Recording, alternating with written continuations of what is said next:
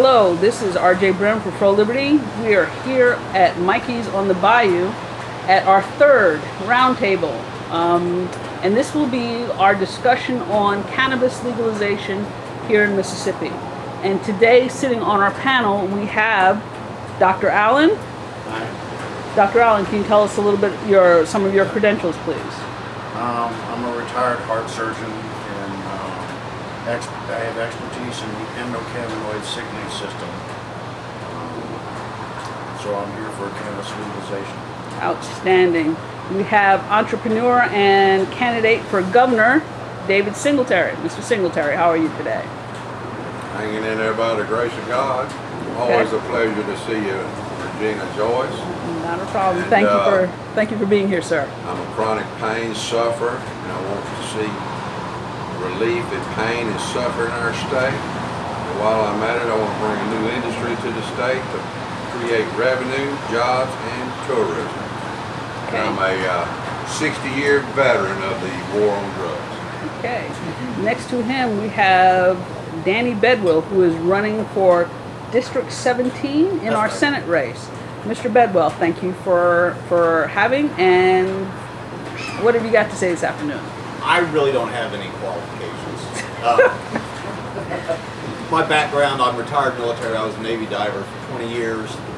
I'm trying to legalize freedom. On this issue here, it's cannabis, but really what I want to legalize is the freedom of the individual to make choices for himself. So that's what I fight for. Thank you, Mr. Bedwell. And last but certainly not least is Mr. Gerald Kaczmarek. I'm saying that right? Gerald or Jerry, either way. Ouch. Appreciate the opportunity. Okay, can you tell us a little bit about your background, who you are?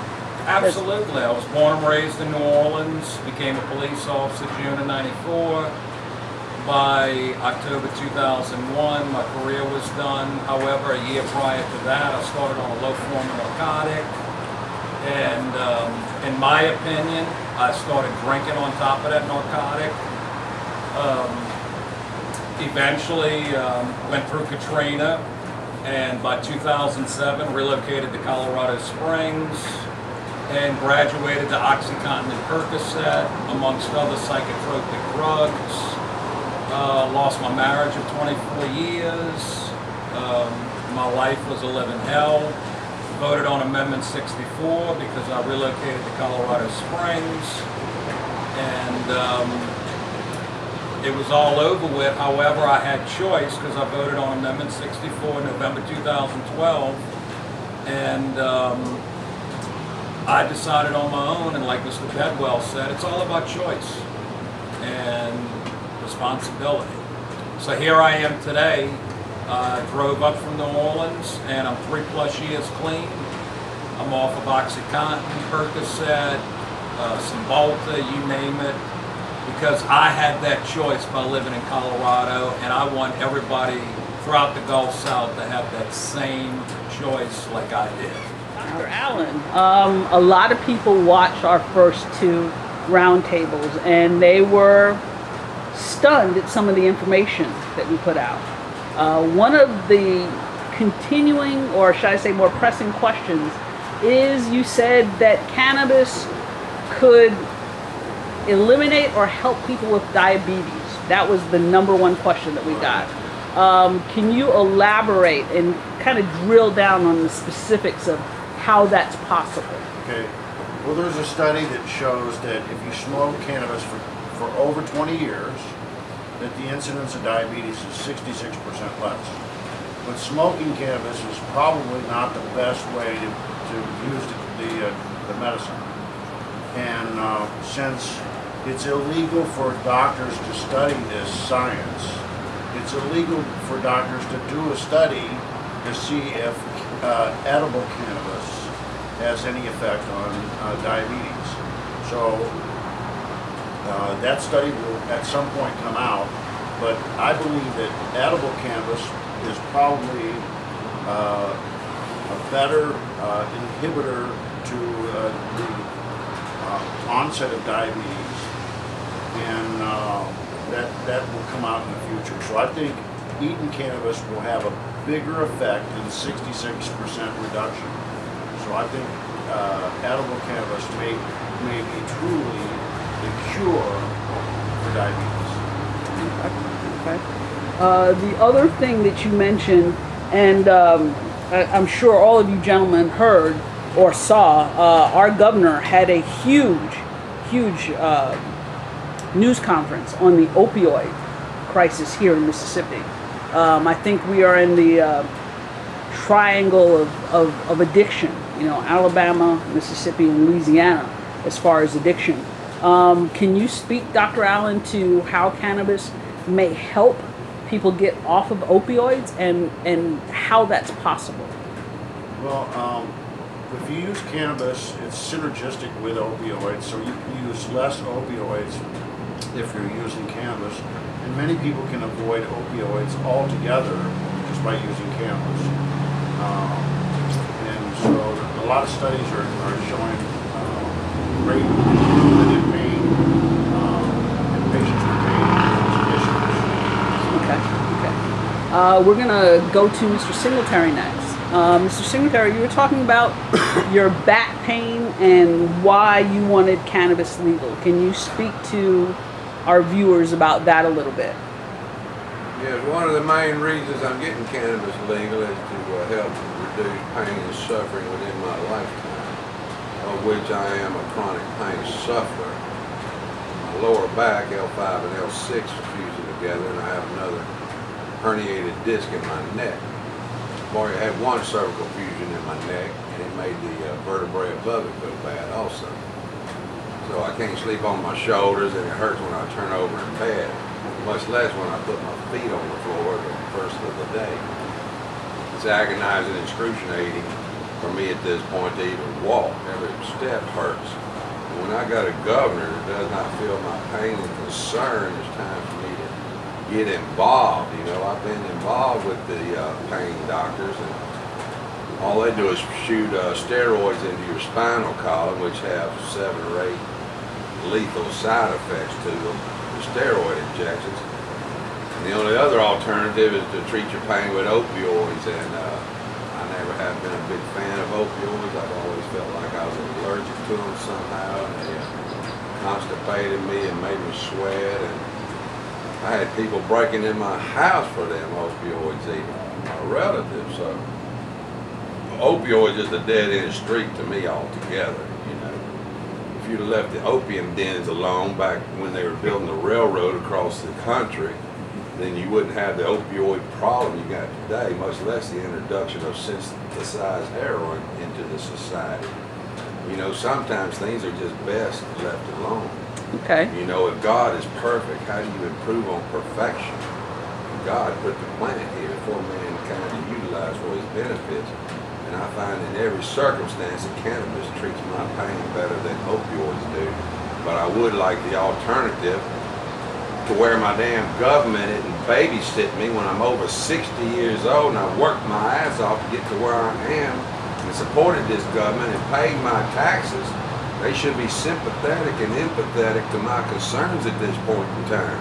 And when they turn a deaf ear to a $9 billion industry in the state of Mississippi, and I know I have other fellow Mississippians suffering just like me, it's time for me to get involved and make a difference. Okay. There's been hurdles put in front of you continuously during your candidacy and your run as governor. Can you tell us a little bit about those, sir? One of the main reasons I'm doing this is to show people that it can be done. I only needed 1,000 signatures to get on the ballot for governor. You only had to look as far as Washington, D.C. to see the gridlock that the bipartisan political system has placed this country in. They're fighting like children up in Washington, D.C., and I feel like I got to be the advocate or the grown-up in the room to say it's okay to legalize cannabis and to end this silly war within the borders of the land of the free. It's supposed to be the freest country in the world, so I'm in it to introduce a third party into the political process in Mississippi because I've been deliberately discriminated against by the news media, who are only covering the Democratic and Republican national parties, and they're showing a blind eye to people like me and Mr. Bedwell over here. I mean, we're having to fight tooth and nail. I'm having to fight from the leadership of the state, even to the biased news agencies that are supposed to give a fair and accurate reporting of the political process and inform and educate the citizens on the qualifications of their candidates and their points of view on certain matters. Now they're trying to paint me in the corner as a damn liberal for wanting to bring a $9 billion industry to the state, for wanting to create tens of thousands of jobs, and trying to increase tourism by over 50%. Now how in the world I got classified as a liberal for wanting to bring a new industry to the state, I will never know. But under Tate Reeves and Jim Hood's leadership, you will still continue to die of cancer when cannabis will cure you. You will still continue to develop Alzheimer's when cannabis has been shown to stop the protein plaque buildup on your brain. And you, like me, shall also continue to suffer in chronic pain until our leaders get their head out of their ass and do what's right by the Mississippians in this state. Okay, all right. Mr. Bedwell, we'll come to you. Follow that. Yes, you do. Yes, you do. Yes, Okay. you do. Well, Mr. Bedwell, you are a veteran, 20-year veteran of the United States Navy. That's right. And you hear daily the unfortunate statistics of veterans dying from PTSD. Suicide. Right. What is your take on the legalization issue here in Mississippi as a Mississippian and as a veteran? How much time you got? Okay. I got 9 hours on this camera. Let's roll. I'm not as smart as the good doctor, and I can't cite all these studies, but I can tell you this. When I said I want to legalize freedom, that's what I mean. I don't care if you think shooting peanut butter in your eyeballs will cure your pain, do so. They're your eyeballs, they're your peanut butter. Okay, I might say, no, that's not a good idea. I might try to convince you otherwise. But it's your body, and what you put into your body is your business. If you think it helps you, do so. What is it now, 20-something veterans a day committing suicide from PTSD? 22. Where do we start? I mean, this whole idea of the war on drugs, and this is just not my opinion, Regina. This is, we can back this up. The war on drugs has destroyed more families than the drugs have. You know, the war on drugs have split up families and caused children to grow up without their father or their mother. The war on drugs has destroyed our constitutional protections. You know, when I was in the military, I took an oath to protect and defend the Constitution against all enemies, foreign and domestic. Now, it's easy for us to identify who a foreign enemy of the Constitution is, but what did they mean by a domestic enemy of the Constitution? Could it be a judge? Could it be a governor? Could it be a police officer? Could it be a legislator? The answer is yes, it could be all of those. So, my oath that I took didn't say anything about enforcing some majority vote that a legislature took. So, what I want to do is try to get people to understand that you don't have to. You know, we talk about civil disobedience. I'm all about that. I'm all about that. Ignoring these state edicts that come from government, you have to take your choice. You know, on the way down here this evening, I nullified some speed limit laws. Now, had I got ticketed, I would have had to account for it, answer for it, but it didn't stop me from nullifying. And I think we have to do that as a society. Do that for every little unjust law. You know, I talked about the Constitution. The war on drugs now allows you to be searched without a warrant if a well-trained dog sneezes. Just because this dog sneezes, you can now be searched without a warrant. You can be held without a trial. It's horrible what this war on drugs has done to society in America. Not the drugs, mind you, the war on drugs. So it's time to end the war on drugs. And I might be a dying breed, but I'm not a consumer of cannabis. Bourbon is my vice of choice. I choose that. But I have no problem with someone choosing their own vice. I think they should be allowed to do so. and they shouldn't be threatened with death, incarceration, civil asset forfeiture.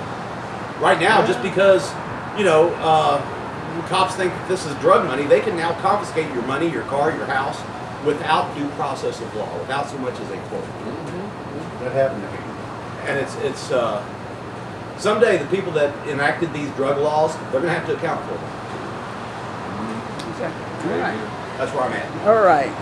We are, again, last but not least, Mr. Kaczmarek. I want you to look into the camera and tell us, we know you're a retired NOPD. Correct. And you're, I guess, an ex-addict? No, I am. I'm an ex-addict, which I don't mind saying. I'm also an ex-recovering alcoholic. Okay. I don't drink anymore, and I smoke on a regular basis. I don't mind saying that either. Okay. I smoke on a regular basis, but you know what? It's my choice. And here's another thing too. It's like Mr. Bedwell said, and I know Mr. Singletary's brought it up.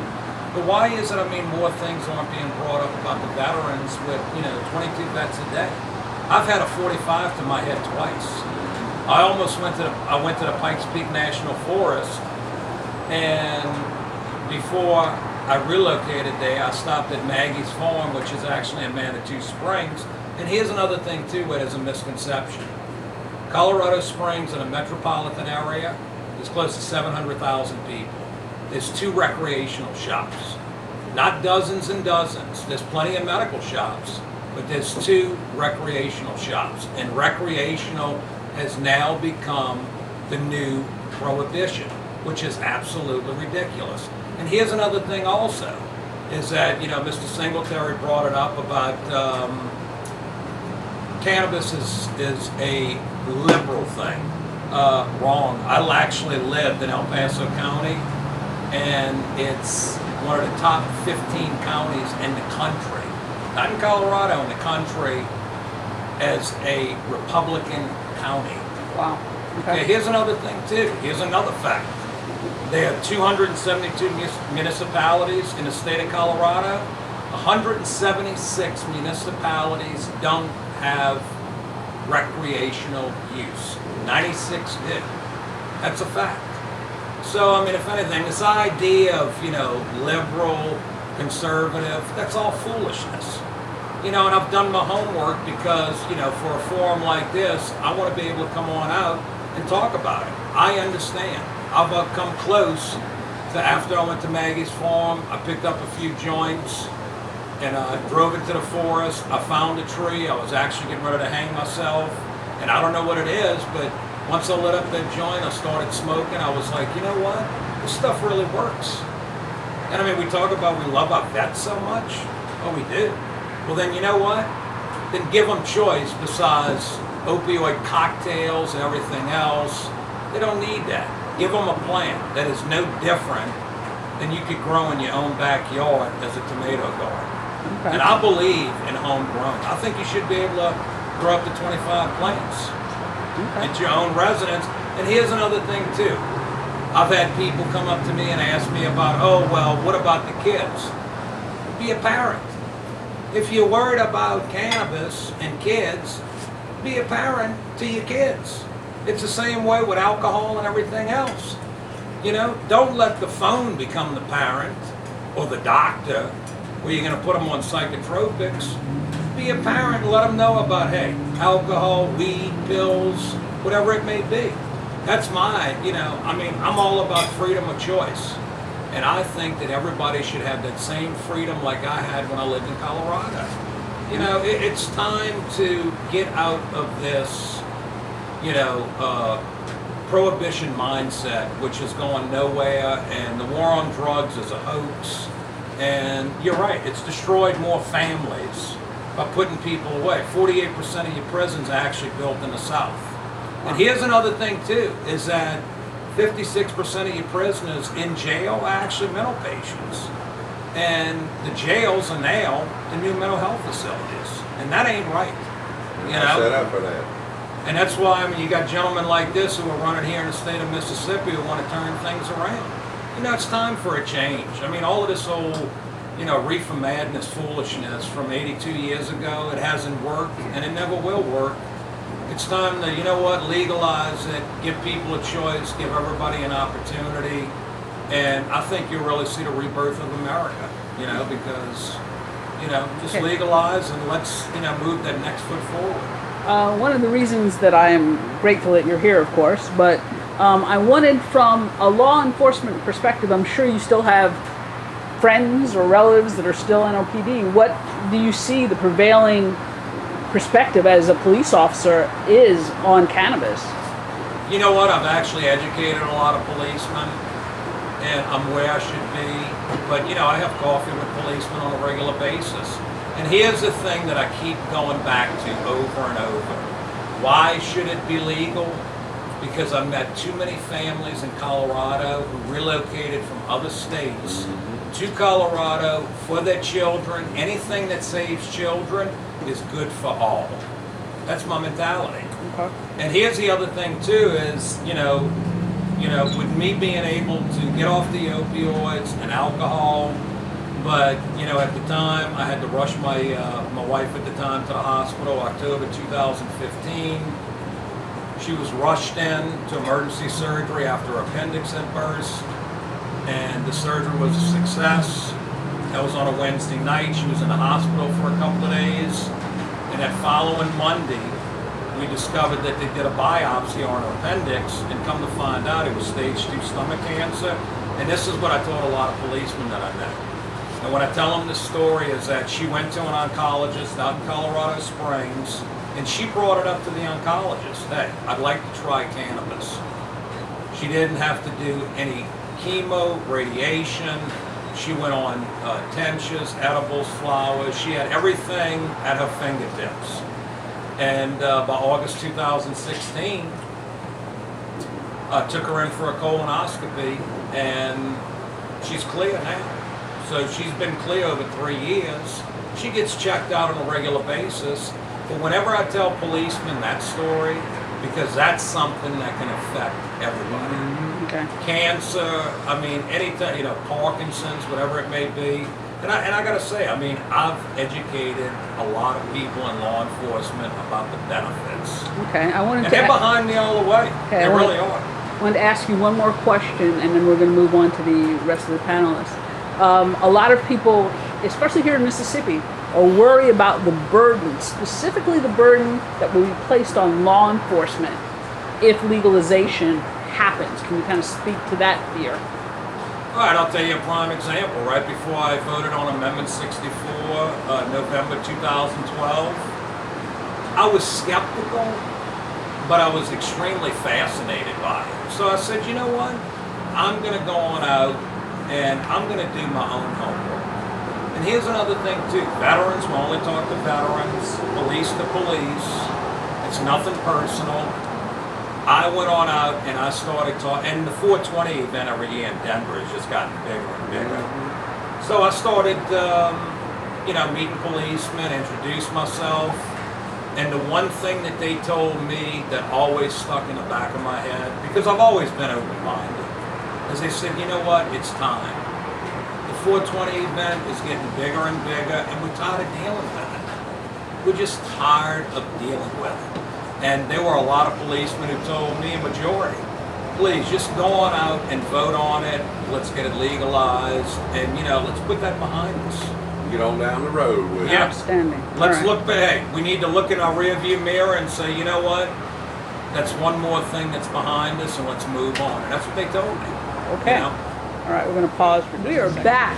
Mr. Bedwell, you have a rather different view on the legalization issue than probably some of our other panels. Can you speak to that, please? I would love to. If you didn't get a chance to see the video at Now See Here, a podcast with Jack Chris, he had Christina Dent and myself debate the legalization issue.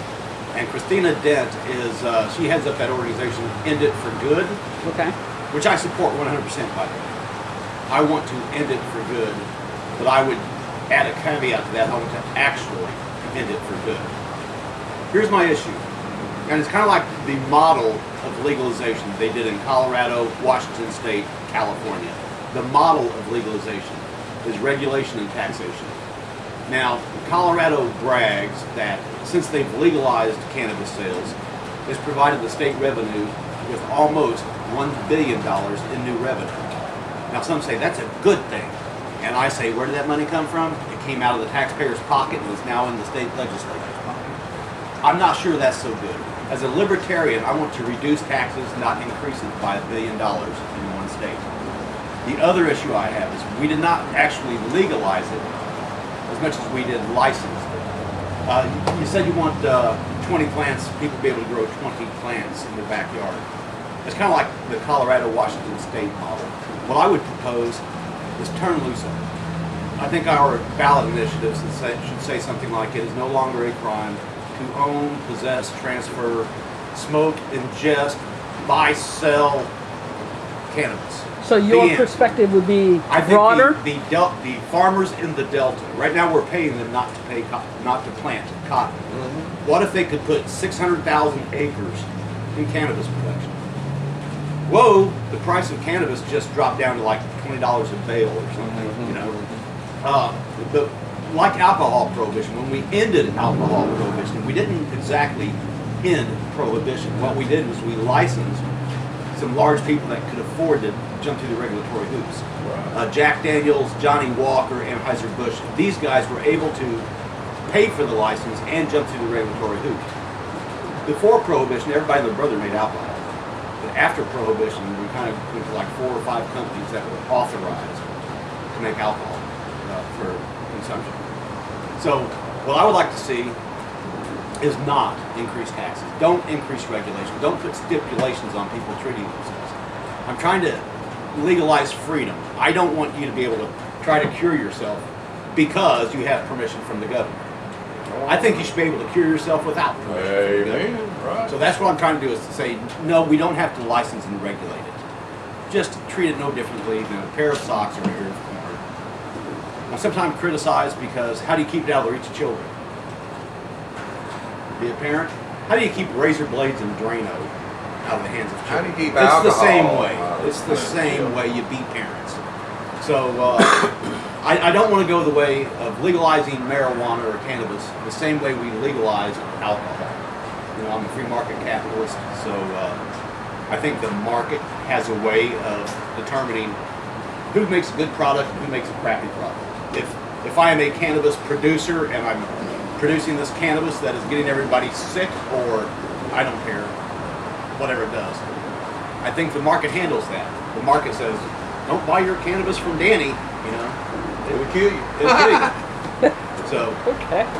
that's I know David Lyons right now is rolling over in his grave. David Lyons have went Lyons. at it a long time, for many years, over this issue.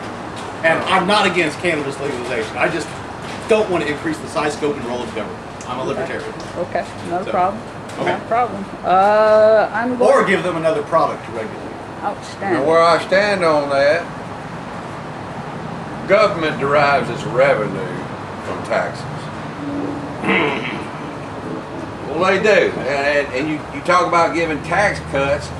Well, you talking about letting go of a stream of revenue and what you're going to replace it with. Now, hopefully you replace it with increased economic activity and American capitalism and everybody starting a small business and employing people and being the backbone of the economy.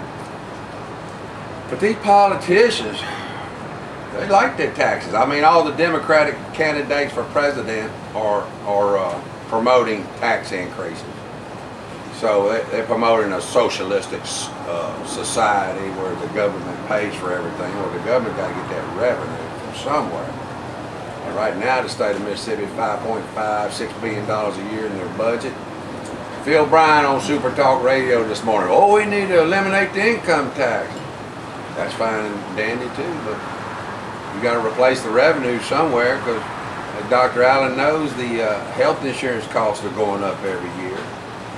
As everybody knows, the rent payment and utility bills are going up every year, along with your car insurance and your homeowner's insurance, flood insurance down here on the Gulf Coast.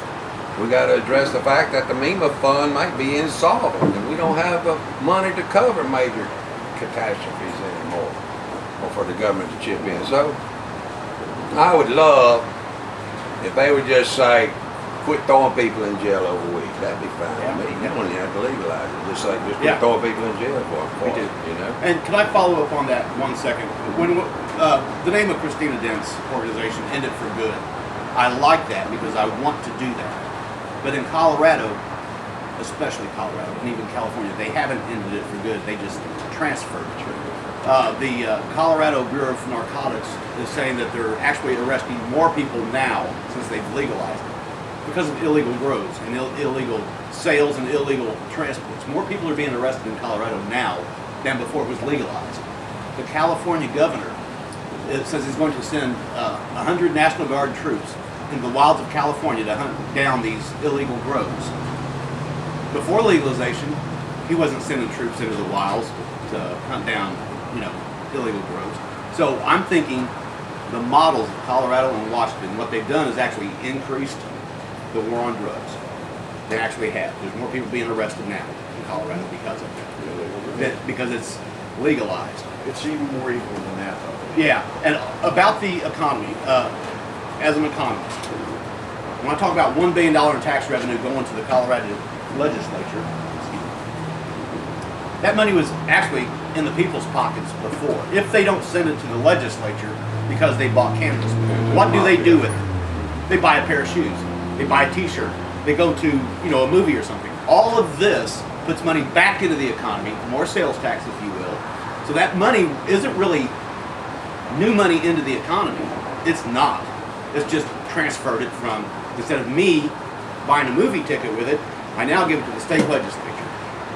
And that's the same way. What happened to the casino revenues? Casinos are supposed to be the cure-all for everything, and nobody can trace where the revenues went from casinos. So up in the Capitol building in Jackson, you got a game of smoke and mirrors.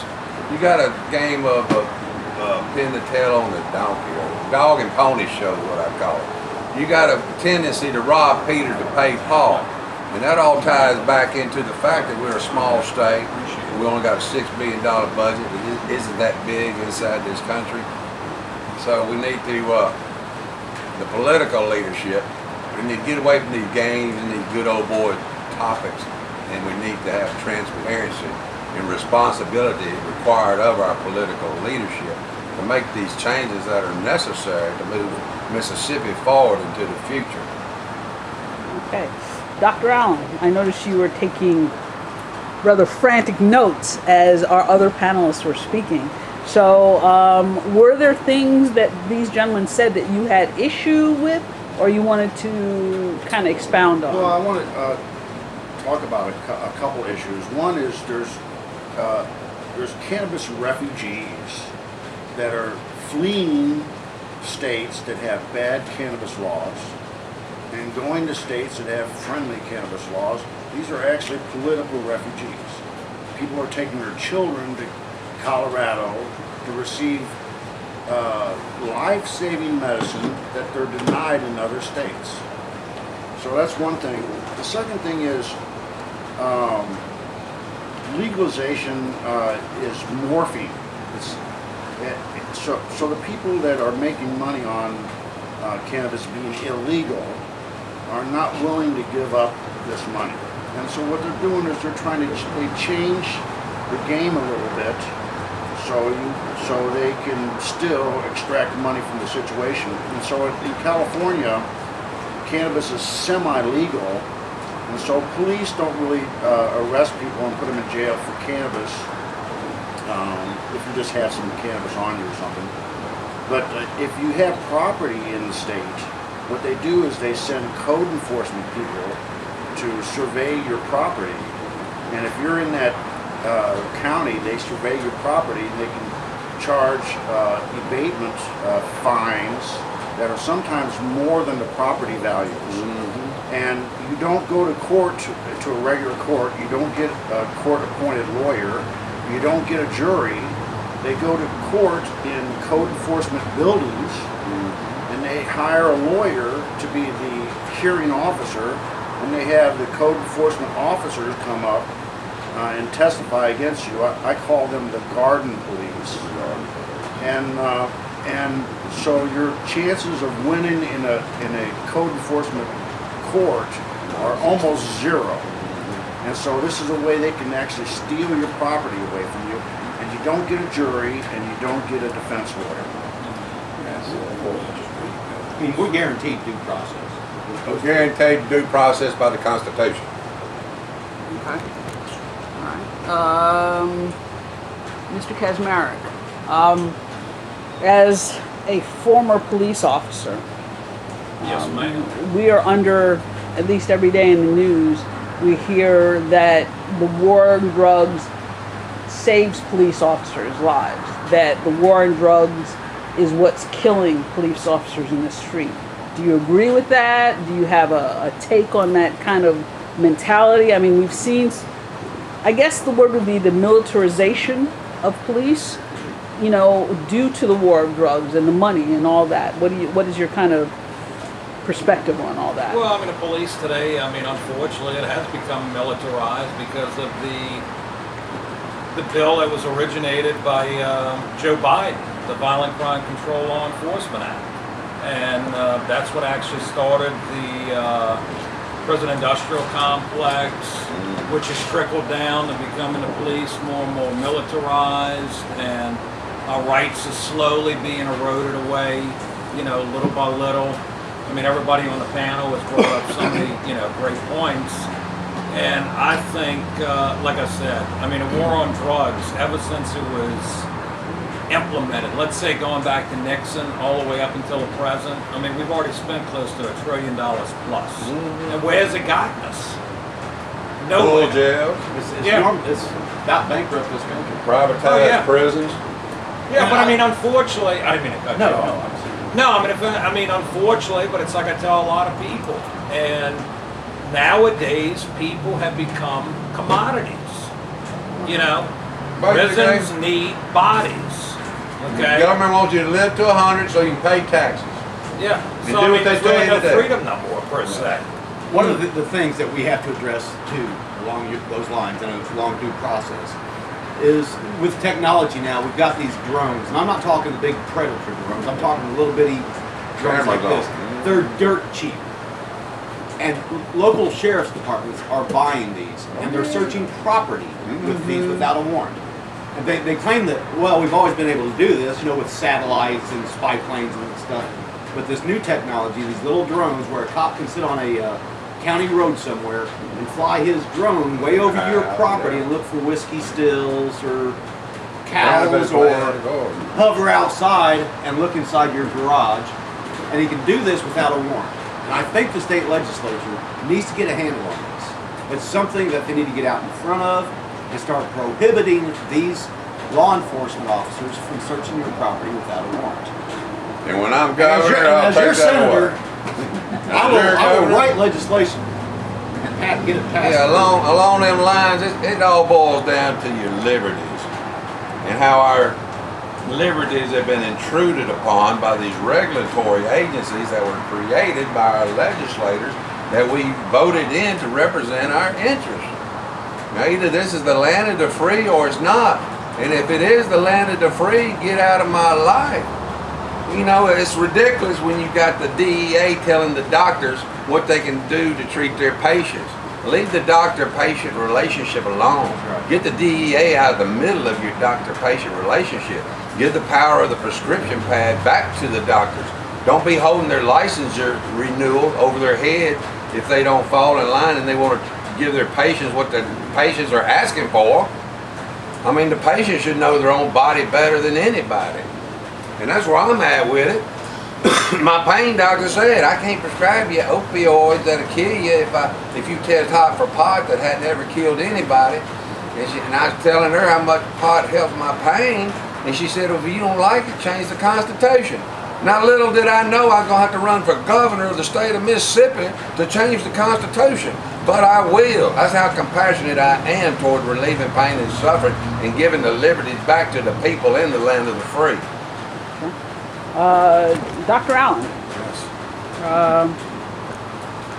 One of the things that has come out lately, a lot you see on Facebook and internet blogs, is how cannabis is used more and more by the elderly and treating some things that we normally think of as elderly diseases, such as Parkinson's, such as dementia and Alzheimer's. Can you kind of break down the science of how cannabis could possibly help those? Well, it's a real complex question. Okay. The answer is cannabis controls virtually all physiology. Okay. And so that's why it works for so many different diseases. And it's hard to believe that because we've been taught through the pharmaceutical model that one disease, one medicine, virtually. And so cannabis works on multiple different problems, and it's hard to believe that. So it's like your radio in your car doesn't work unless the ignition in the car is turned on. And so cannabis is like the key to the ignition to physiology. So it controls all physiology. So what's so ironic about this point, Joyce, is for the last 80 years we declared war on this plant, demonizing this plant, putting this plant down at every single nook and cranny, and the plant is turning out to be the miracle plant of the century. I mean, this is the best medical invention. This surpasses Louis Pasteur and the creation of penicillin, is the importance of the ECS system to the body. Exactly. Okay. We'll hit pause for a second. We're going to pause for just a second.